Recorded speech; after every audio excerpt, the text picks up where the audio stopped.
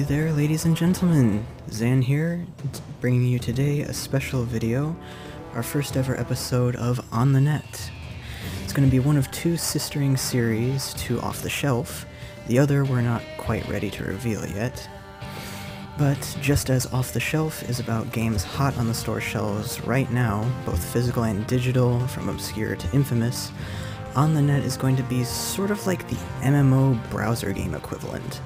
Some of the games will be much more well known and won't be so much of us trying to promote them and get the word out, as it will be just us saying, hey, we play this game too, here's 30 minutes of us making each other look like morons playing it, and then just having fun with it and giving you guys a place to chat about it. So, without further ado, let's get this show started. So you've probably already noticed up at the top of the screen there, first game on our list is Shadow Era. Developed by Wulven Studios, Shadow Era is labeled as an online CCG, which stands for Collectible Card Game. It just recently went into, I believe, version 1.5, subtitled Call of the Crystals, so I figured this would be the prime time to show it off, and some of the newer features that came in the last patch, some of which I'm really excited about, personally. Anyways, some of you may be wondering, why not just call it a TCG then? Well, it's because the trading system is a little weird, but I'll get to that in a minute. Core point to be taken in is that it's an online card game. Simple enough. There is a little bit of a story to it, but it's not like in games like Yu-Gi-Oh! Or what have you, to where the story is so overdone that it gets in the way. There's just enough to make playing the game feel meaningful. It goes a little something like, in the world, the name of which escapes me at the moment, sue me, there are two factions that have been long at war, the stereotypical fantasy human race, and the Shadow, a nasty combination of corrupt elves, vampires, undead, and various other aberrations out to ruin the day of the humans. You take on the role of a hero, a commander of one of these two factions, while the cards in your deck take on the roles of your allies that you call into battle under your command, the weapons you wield on the field, tactics that you enact, spells that you cast if you're a mage, and so on. Each card battle you fight is like you and your character enacting a skirmish in the war. It's actually really cool. It's kind of hard to explain just in words, but you'll see as we go along. So let me just click the play button here. I was trying to just give you guys a taste of the intro music, which I find awesome. And here, right off the bat, we have the main map. If you're creating your account for the first time, signing in the first time ever, it'll go to the whole character creation thing, which is basically you picking your hero card that you want to use and taking your starter and newbie deck, and then it'll bring you here. This is the main screen that you'll be staring at most of the time. This is the map of the world, basically. It doesn't have a whole lot of written details like a political map or whatnot. It's mostly just for the display. I don't know if they're going to do something more with it later, but as it is, it actually serves a cool purpose in that this is your opponent selection for the AI mode. There is an AI for practice. Each of these portraits represents a different enemy from the opposing faction that you can fight, and sort of their current position where they're encamped on the map. They'll switch around as you fight them to different parts of the map, like them, switching to other camps and moving around as you beat them back or get your ass kicked by them, as the case may be. But yeah, it doesn't serve any lasting permanent purpose. It's just for feel, like you're making them move around and you're moving around after them, chasing them. They might do something with that in the future. Again, as I said, this game isn't brand new, but it's still fairly young in its development, so hopefully they'll do some really cool things with that later on. And then up here, this is actually the UI, guys. That little button, you click this and it drops down. You see the title, Shadow Era, and then up here is the UI bar. This is all of your menus and stuff. It's real slick. You can hide it at any time if you don't want it in your way. We've got all the different options. World just brings you back here to the main world map. Probably should not have clicked that just yet. And my phone is going off, so if you could please... Excuse me. Damn it. And we're back. Okay, sorry about that, guys. I'm still new to this whole recording thing. I completely forgot to turn the phone off and lock it away in the depths of the abyss, whatever. So, where were we? Oh, right, the UI part. See, a really sleek UI, menu, whatever you want to call it. Honestly, the part I like so much about it is that you can just click it there and it hides it completely and it doesn't get in your way while you're doing other stuff. But anyways, the different options. World, you click it, it just brings you back here to the main world map, the battle map for the AI opponents. Deck is for the deck management, where you can look through the collection of all the cards that you have at the moment and put your different decks together, save the decks, whatnot.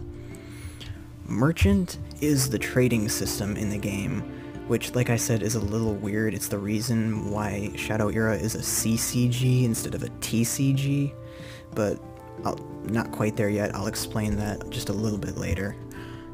Options is for the music and other game options. There are graphics options, but you have to set them at the beginning, and honestly, it's not that big of a deal anyways. The game is kind of not low graphics, but it's simple enough to where you should be able to run it on just about anything. But yeah, in-game chat, music, game speed for whenever you're doing AI battles so that it doesn't take too long. Standard stuff for card games. And status is sort of like your profile. It's really simple, just your name up at the top, EXP you've earned, level, rating for ranked, and gold and shadow crystals is the two different types of currency in the game. Gold is the in-game points, shadow crystals is the money aspect of the... Can't talk today. If you actually put money into the game, that's the points you get, is shadow crystals. And actually, another thing that I like about this game is that they actually give you free shadow crystals for doing certain things. Like, you know, they have the whole free offers thing on the website, you can do that. But they also give it to you just for playing the game. I think it's every level up you get, they give you 25 shadow crystals. So every 4 levels, the first increment being at level 5, because you start at 1, you get 100 crystals, which is enough to buy something from the shop, which is really cool. That'll get you, a duplicate starter deck if you want to double up on more useful cards, or you can just go for broke and gamble on a booster pack. It's really cool. And then over here at the far right is the challenge mode. That is ranked, or PvP. It's not always ranked, there are custom games too, but if you want to do PvP, that's where you go for it. It's not on the main battle map. And up at the top they have a little help thing. If you know anything about any type of card game, you should be able to figure this stuff out on your own. Plus they have little, help pop-ups during the middle of your first game that you play. But this is just, if there's a core part of the rules that you forget or whatnot, you can come here to look it up. It's handy if you need it, but I never have to use it. Anyways, going back to the UI, really quick before we get into the actual gameplay, I'll show you a little bit of the deck management and stuff. Okay, click on deck, and here we are. This is my deck, this is my collection. I went and put about 10 bucks into this game just for fun, just for laughs, and it actually gets you a lot of cards that I have here. Actually, this is just the cards that I have available for the particular deck I'm using, which is still a lot of them, and this isn't even all the cards that I have. That's actually probably the first thing I should explain about the deck management, is the different race and class combinations and how that affects your gameplay. As said before, there are 2 races in Shadow Era, the humans and the Shadow. And then there are also different classes. Some are race specific, some are cross race.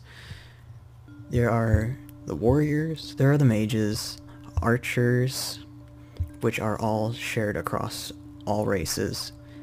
And then each race also has 2 race-specific classes, which for the Shadow are the Elementals and the Wulven, named after the company. And then for the humans, they have the Priests and the Rogues, which are essentially, you know, they're equivalents, but they do have some significant differences. And when you create a deck, you actually base it off of your hero card.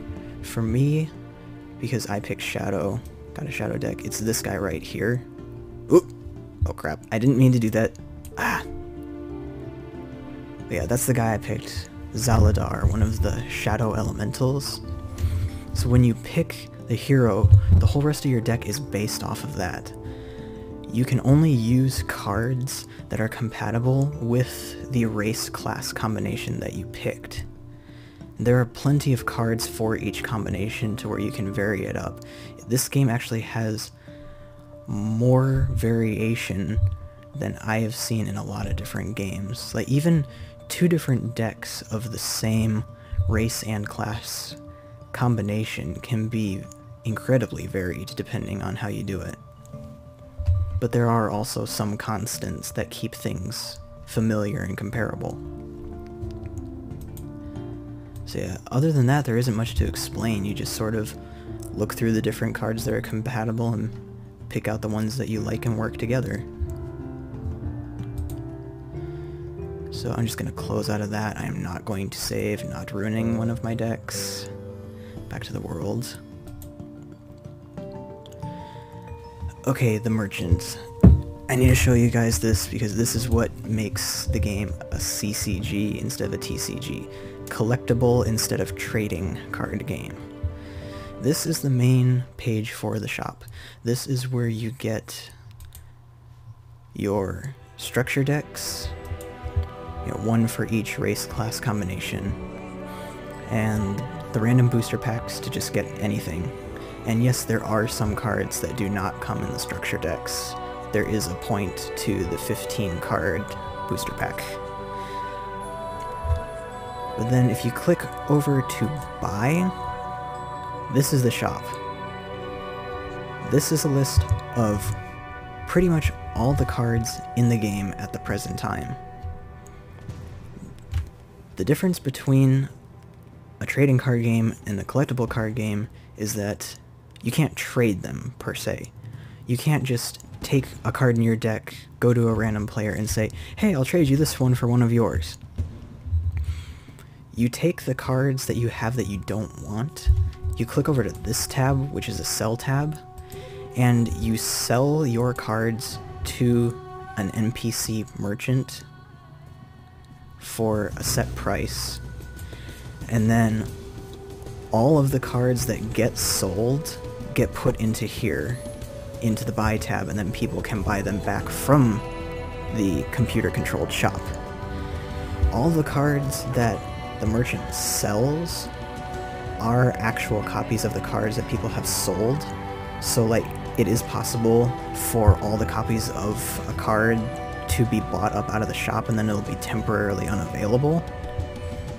But it's not the players directly buying and selling their own stuff. And there is no trading. It's just back and forth between the computer shop. But it still works. And there is also a little bit of a supply and demand thing. It's not just set prices for each of the cards. The prices do actively change based on player purchases. You know, if there's a card that has a ton of copies that everybody's just tossing away because they don't want it, the price is going to go way down. But then if there's this really rare, hard-to-find card that everybody wants and barely anyone's willing to give up, then the price is going to get jacked way up. And there are quite a few of those, as you'll see if you guys decide to play and take a look through. And if the demand is high enough, it is actually possible, as I said before, for a card to go completely off the shelf until, like, a server reset or something. But yeah, that's the rundown. That's how the shop system works.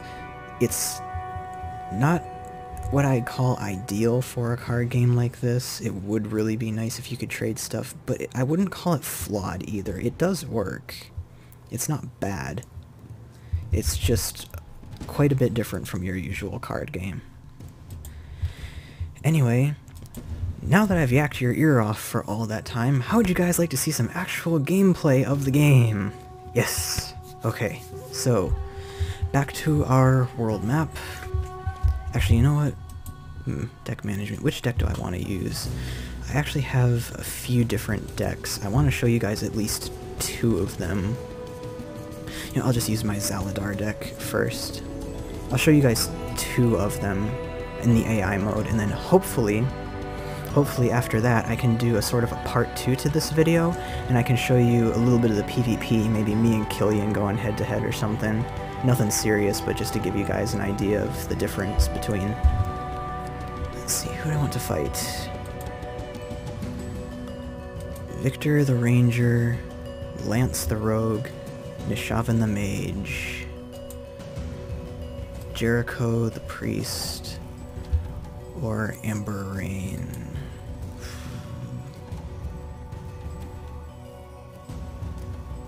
Complete random. I'll just go with Jericho the Priest. Sort of human equivalent to the elementals.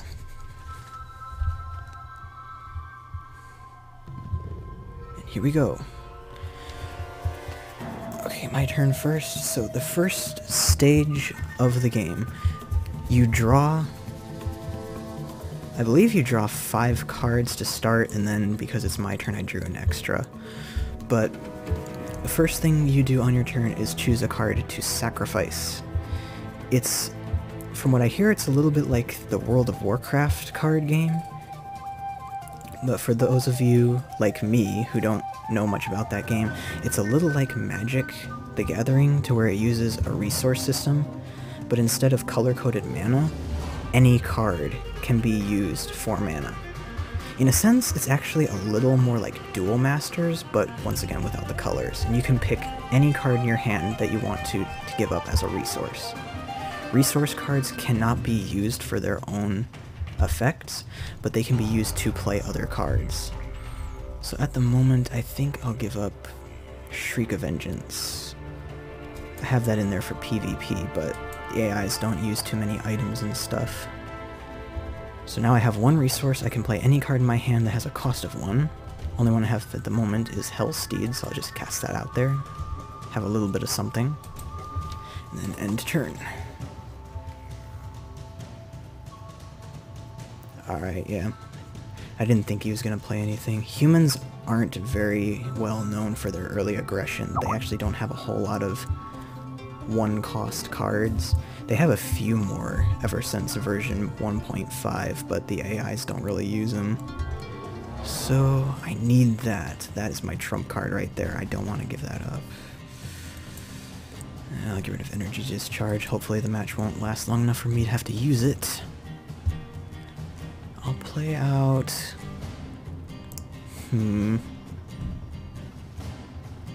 I'll hold off on that. Another Hellsteed, and Spark. Spark is a nasty, nasty card if you can get multiples of them. It's one of the sort of side strategies of this deck. I love the little buggers. Over to his turn. Dirk Saber. Annoying human card. A lot of people like to put him in rogue decks. Now, let's see here.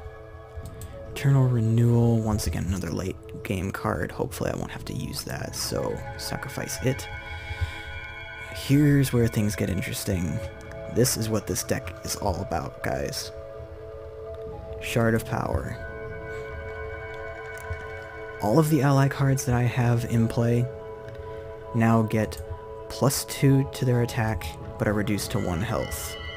This deck has a whole lot of weenie cards. The little guys that aren't too terribly strong, but are low cost. This thing ramps them up so far. And now look, he's only got 1 creature. I have 3. 3 allies. Sorry, not creatures. Ugh, too used to other card games. So now I just mow him over.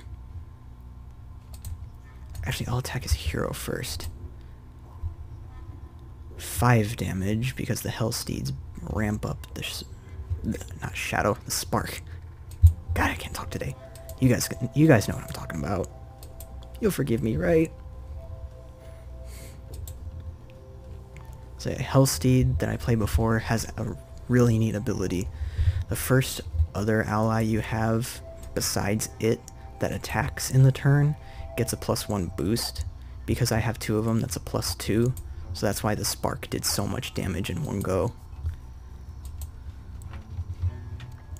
Here is where things will really start spiraling out of control unless my opponent can do something just like that. God damn it! Shouldn't have played the priest. I hate... Ugh. Priests are one of the most annoying deck types to go up against if you're a Shadow, I swear. Especially if you're an Elemental. Because they can just do stupid stuff like that. If you've got a more meaty, big creature-focused deck to where it's all about ramping them up, then it's not much of an issue, but if you have... Ah, damn it. If you have a one of those weenie rush decks like I have, it's a real pain in the ass when they just ice storm everything you have. Okay, I can still do this though. Got another Hellsteed. I'll skip playing a resource for now. It's one of the good things about this deck. You don't always need to put your resources in. Let's see, Zaladar. Oh yeah, that's another thing. The actual hero cards. Once per turn, this little number in the bottom left will go up. That's called their shadow energy. And yes, even the human cards have it, not just the shadows. I don't know why that is, but that's what they use for fuel for their abilities. They don't use resources or anything for their abilities. They use shadow energy. It's basically just a really fancy cooldown timer. That's about all it is. So this guy gives a little bit of control to the strategy. Can deal 3 damage to 2 different targets. Luckily, he has exactly that many. Bam! Gone. Yeah, I used to use the other elemental guy. There's 2 of them. He had a bit more of a ramp-up ability, but I started switching over to Zaladar instead, because if you get in a situation where they just ice storm you or something like that, you want to be able to take control back, and my old deck didn't really have that.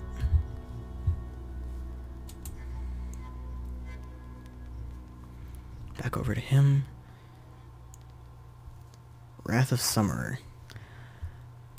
I hate that thing. That is a weapon card. In case you hadn't noticed, the allies are sort of like the creature cards from other decks. You know, you put them out, they take your opponent's attacks, they deal damage to your opponent. Cards,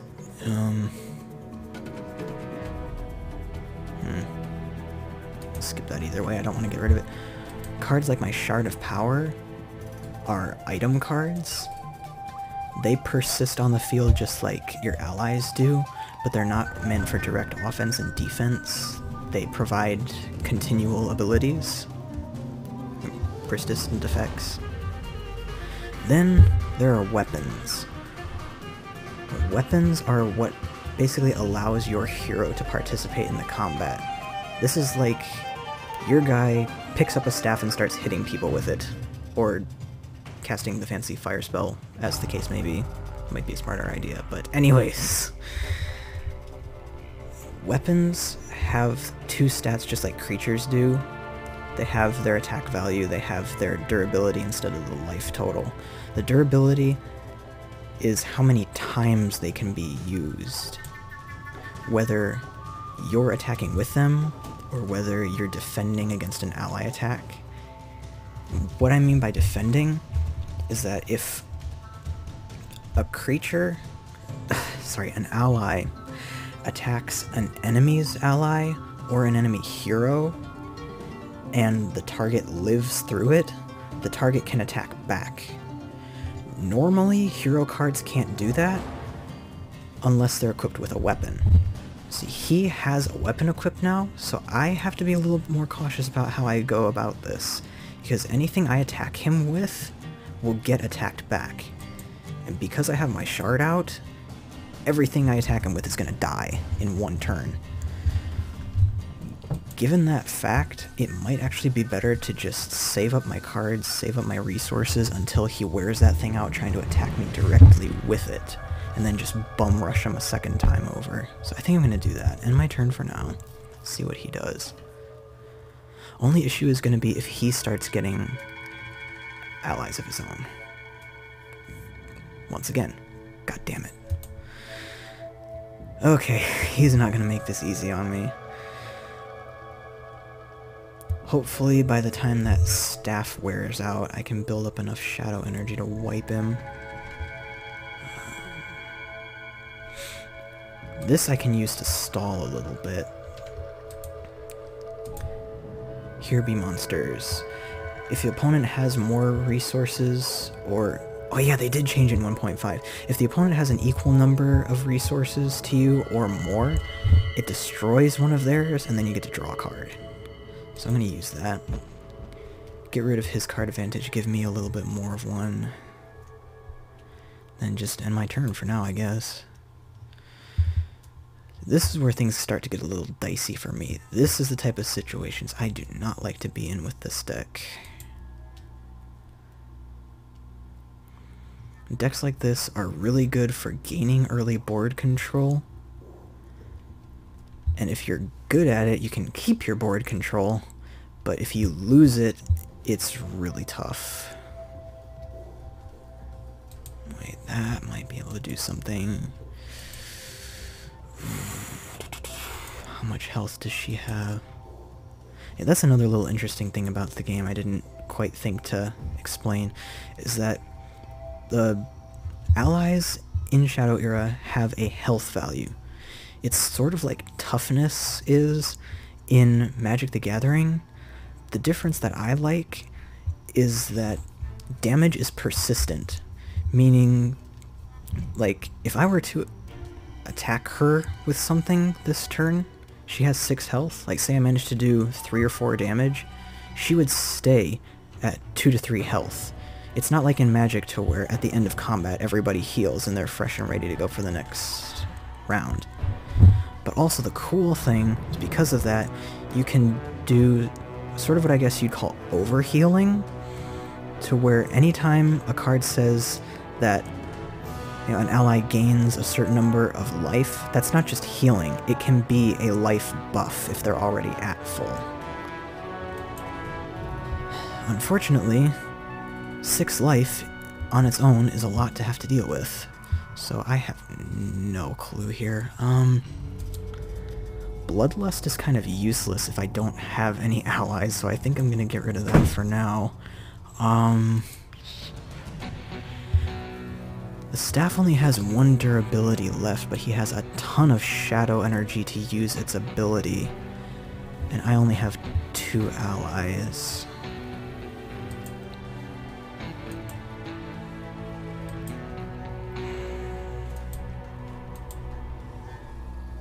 His ability, I can do 3 damage to her. Thaddeus's ability would do another 1 as soon as he's played. 2 more if I can keep him alive, but I just don't know if I can.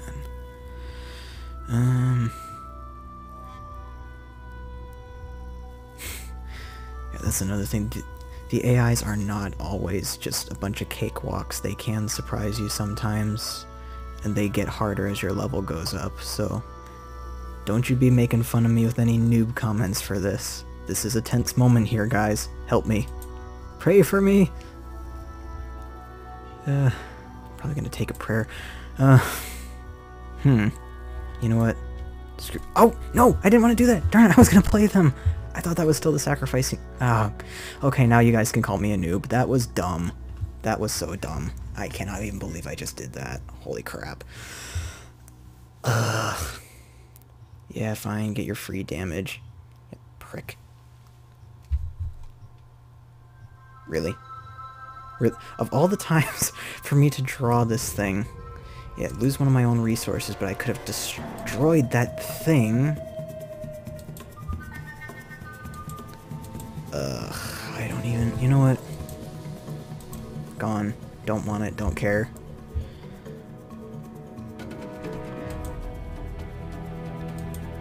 Deathmage Thaddeus. You know, I'm just gonna destroy Blake. It's not worth it to use Zaladar's Lightning Strike on it. I'll play a Spark. Hopefully it lives. Zaladar's ability. Zap you. Zap you. And by zap, I mean more like, fuck you. But anyways, moving on.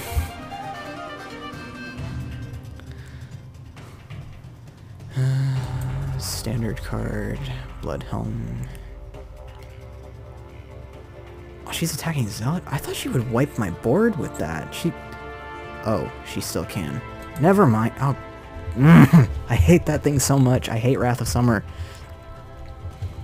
It never works when I try to use it in my mage deck, but God forbid I go up against it. Here we go. This is a little better. Dark Flare. Love this card to bits. It has a special ability called Defender. So whenever it is defending, whenever an opponent attacks it, it attacks first. For those of you familiar with Magic the Gathering, it's sort of like First Strike. Not that many cards in Shadow Era have it, so if you can get one that does, use it. Use it, use it, use it. Let's see. He has 3, only 2 attacks. Yeah, I can just take her out. That's what you get for letting the Spark live. So now I can't do anything else. He is probably gonna take out my Spark. Actually, wait, he could take out both of them. As if he really needed a +2 when everything I have has 1 life. Yeah, the AIs in this game can be jerks sometimes. You gotta just sort of get used to it.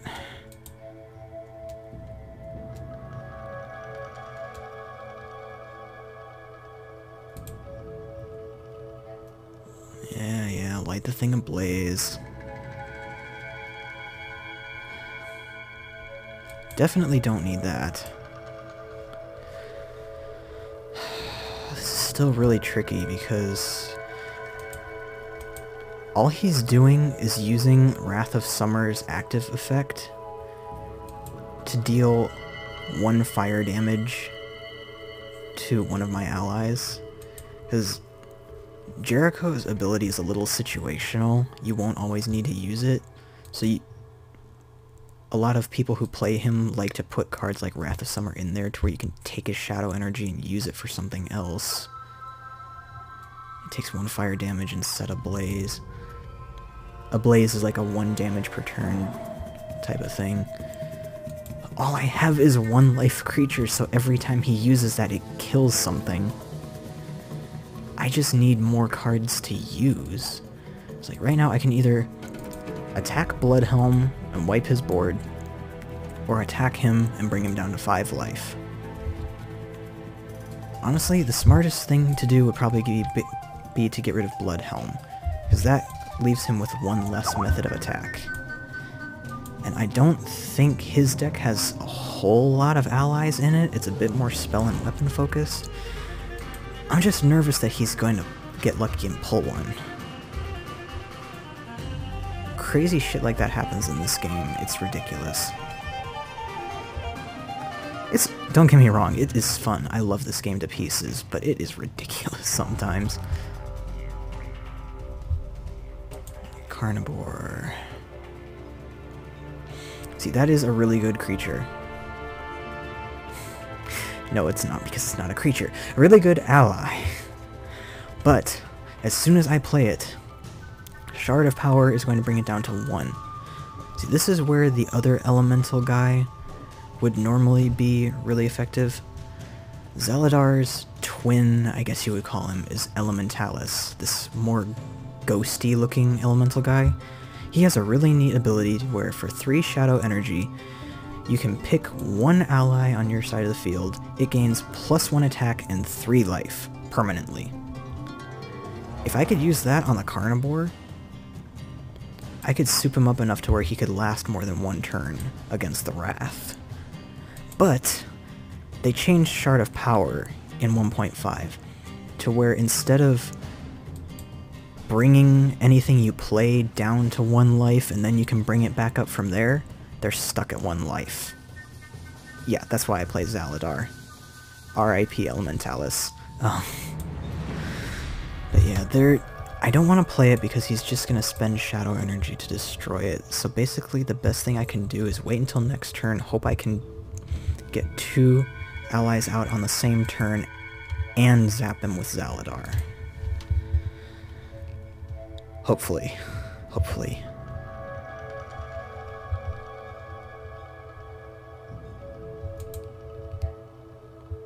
That is not what I needed. This can still help though. It'll postpone things a little bit if it has to. Soul Reaper, I put this in here because it's a good backup card in a deck like this. Removes all of the ally cards you have in your graveyard, and it heals you for each one. So, wait. How many do I even have? Spark, Dark Flare, Thaddeus, S3, Hellsteed, Carnivore, Hellsteed. So I've got like, what, 6 or 7?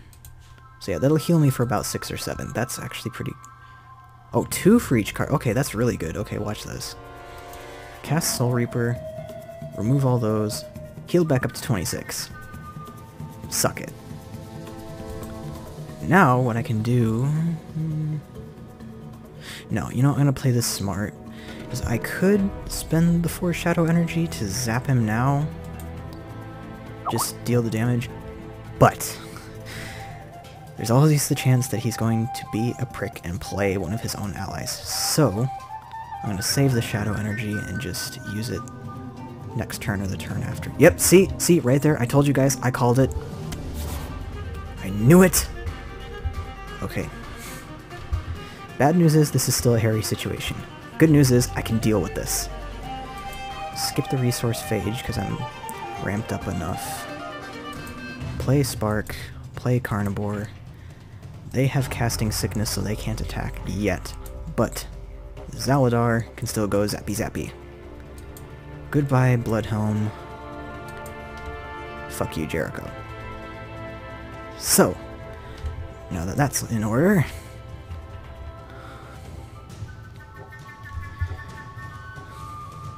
holy shit. He's playing that on his hero, isn't he? I hate priests. I'm sorry. I do not... That is nothing against real-world religion. In this game, I hate priests. They have so many ways to just procrastinate the hell out of a battle.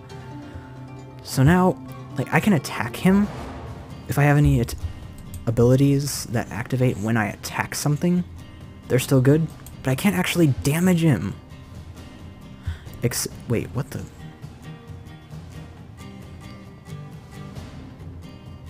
Okay, so the AIs are still a little dumb sometimes. He used his ability to remove his own attached effect. Why he did that, I have no idea. I don't even...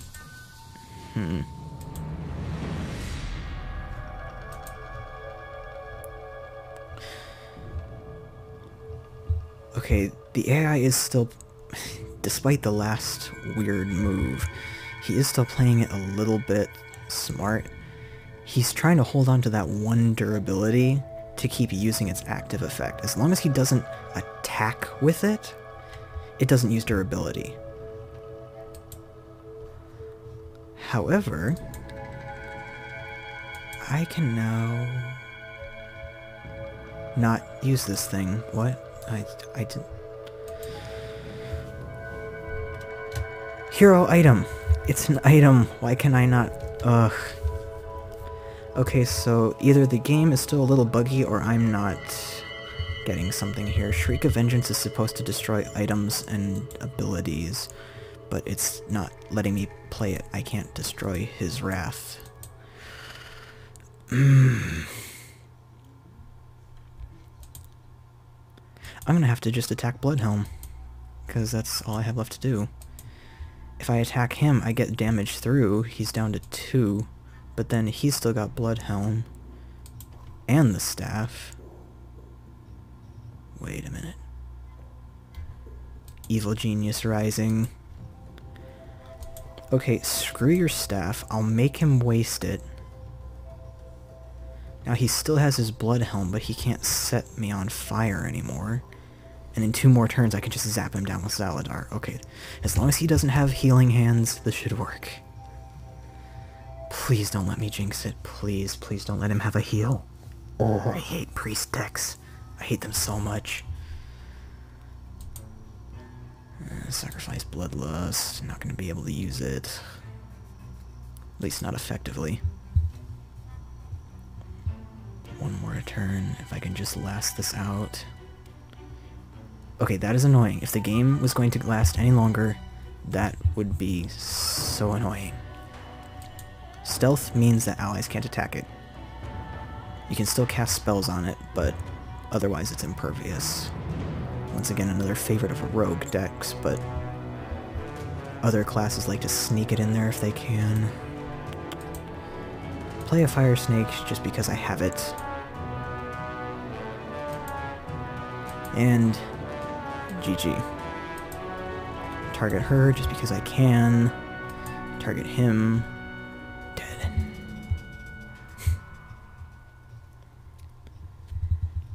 And there you have it.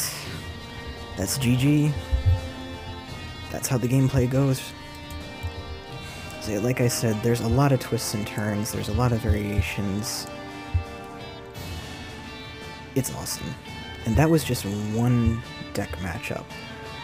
I have other decks too. I was going to show you guys more of them, but honestly, this video is running a little long. I didn't expect an AI match to take that long. So I think I'm just going to cut it here for now. I'm going to go talk to Killian, see if I can get him in here for a PvP match. And I'll see you guys later.